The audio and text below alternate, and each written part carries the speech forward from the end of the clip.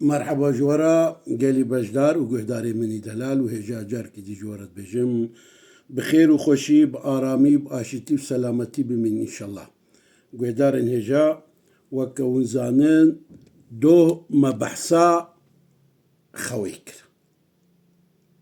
وقت خوا إنسان كيم بي وچلو خوايا إنسان واري مرو ما أوكت ما درماني ويقول بله يعني تشقو زيدجي بن زرارة وكيمجي بزرارة كيمجي بزرارة زيد بيجي زرارة هرتش دجهي خدا خوا زيدجي نباشا وخوا كيمجي نباشا خوا كيمجي إنسان دبي حتى ببالديني تيفا حالة إنسان يروح خراتك ميجي إنسان جي زواتك يعني إنسان قاسي جو لبر خوي دكفي لبر خوارني ناكفي جيرينجيا خوي جيا خوارني جرامترا برترا وجاري إيشافجيكي تشتي جو وقت خوا إنسان بربي جرى إنسان تشبكي يعني خوا برجيكي أو جي نخوشي أو جي بلايا خوا بير إنسان شز دبي إنسان ششمان دبي بي هشي إنسان كيم دبي هشي إنسان كيم دبي خوا زيدجي أو جيكي نخوشي فيجا إنسانكي جو خواوي زيدبي خواوي زيدبي شعبي وشخو نرابي معلومة ويش أخي نكاري كارجي بكي رزقي ويجي كيم دبي خوا زيدا بخورا فقيرتيه تاني تندرسيا إنسان جي خراتكي خوا كيمجي يا زيدجي تندرسيا إنسان خراتكي بس إيرو برنامج ما تحقق خوا زيدا دير خوا زيدا جيرا تشبيوستا إنسانك يقول جاوي وشخو نرابي يعني مثلا نورمال حق راكتني رازانا إنسان حفتش ساعات أو جلقوري إنسان تيقهرتن مثلا زاروك هين برتر جوان هين برتر يعني جوان حش نه ساعات اي اختيار شش حفت ساعات أبو شكلي وجهن هنا كارن 12 ساعتا 15 ساعتا راكفن رازن أو مترسيكا مزنا وجه جبوني في مترسيه چی لازمه خوار نخوا کم بکی تزیده خوار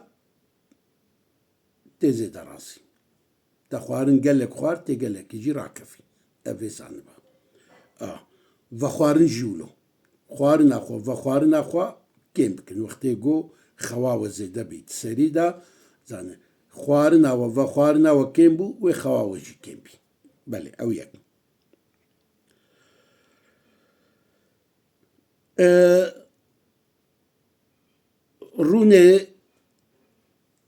رونه حلاندي خوي دبي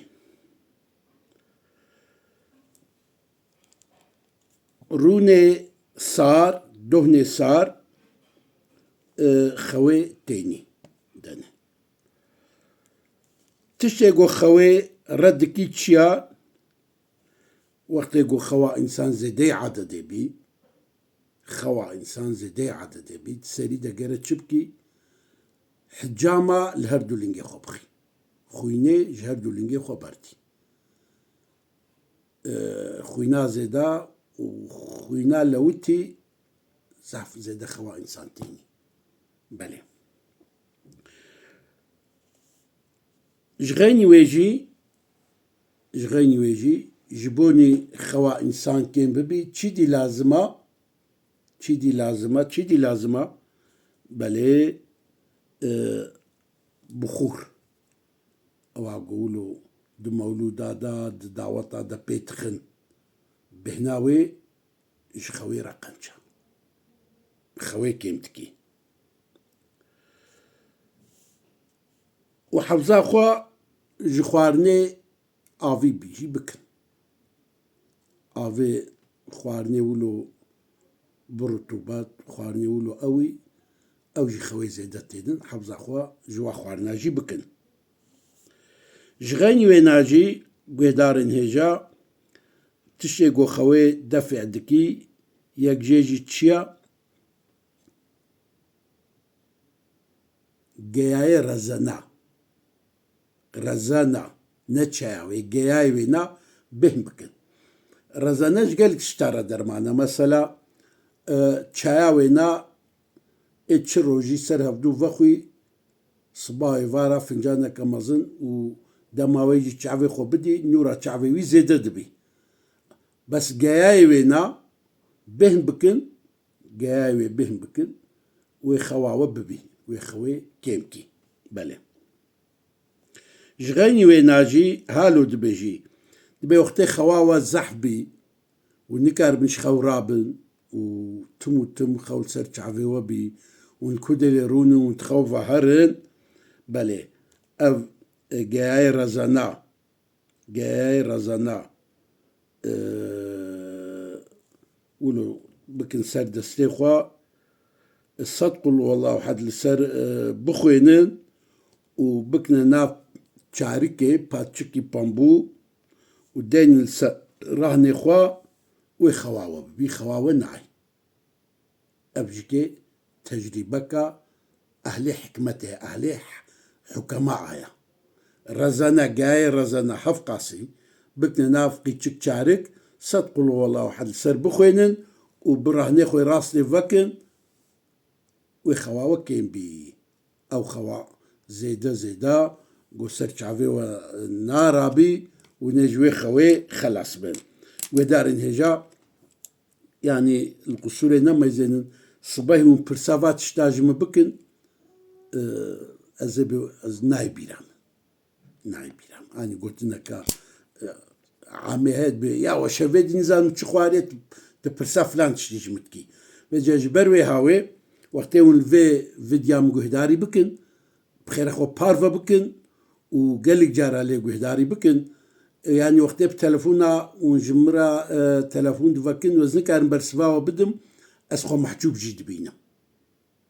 Ez xwe mehcûb jî dibînim, ema hûn jî min mazûr bibînin. Ez lêbûrtina xwe ji xwe dixwazim, bi Xwedê yanî ji kesî re nebêjin, em hebikî ixtiyar bûne. Hiş kêm bûye. Şar zehma kêm bûye. Na sibehî got mesela elmal bim, va tişta ji min pirsin, ez ê dîsa kitaba xwe, notê xwe derxim, ez ê li we binerim. Ema li derve bim, ez bêz nizanim, hinek jê şaş fêm dikin, wellahî şaş fêm nekin. Şaş fêm nekin, ez ji bîra dikim. Yani tiştine hene niha em ezber dibêjin, ew malê me kevne, ê ciwantiye, ê zarokîtiye ye. Bes niha em nemakarin tişta ezber bikin. Ji xeynî wêne jîkê guhdarên hêja tiştekî dî heye xewê dibî, xewa însan kêm dikî. Çi ye? Dewê tirş. Dewê tirş got we vexwar, xewa we dibî. Belê ew jîkê dermanekê ye. Ji xeynî wêne jî ji bonî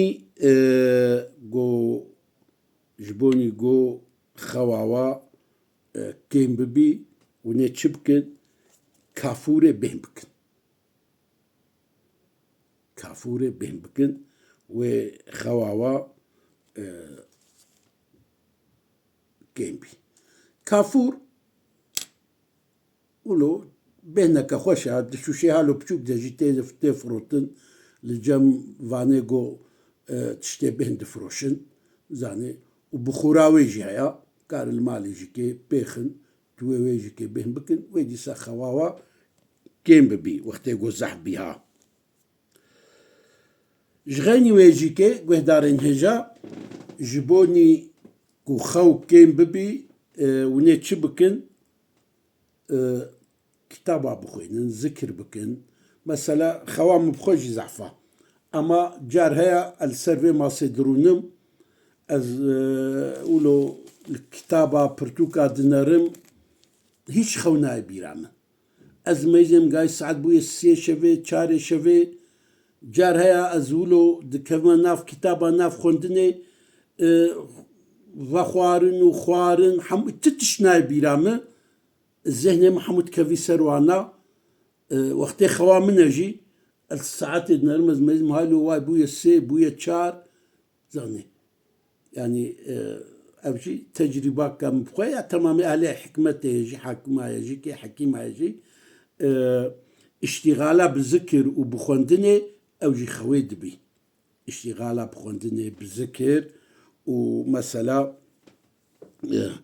بحديثة خوندنا كتابة و وقت هو كتاب خوندجي المعنى وابفكرن نقو هما ونتسرى درباس ببن أو تفكر معنى واجيكي خويد بي هشي إنسان بوا تي جريدا بوا كتابا بوا معنى وانافا تي جريدان بوي هاوي خواوي زيدا كيم دبي وقت خو يعني هات حالي خواي نورمال بدنا إنسان خرد بي إنسان زنديد بي إنسان زنديد بي خوا زيدا خوارنا زيدا اشتغاليا زيدا بلا دنيا وآخرتها شبير عنكن خوارنا زيدا خوا زيدا اشتغاليا زيدا بخوازي دي دنيا دا دولمان بي برهندكي رازي بخوازي سريوي رحت بي نكفي بلا برهندكي بشتغلي بخوازي دولمان ببي برهندكي راسي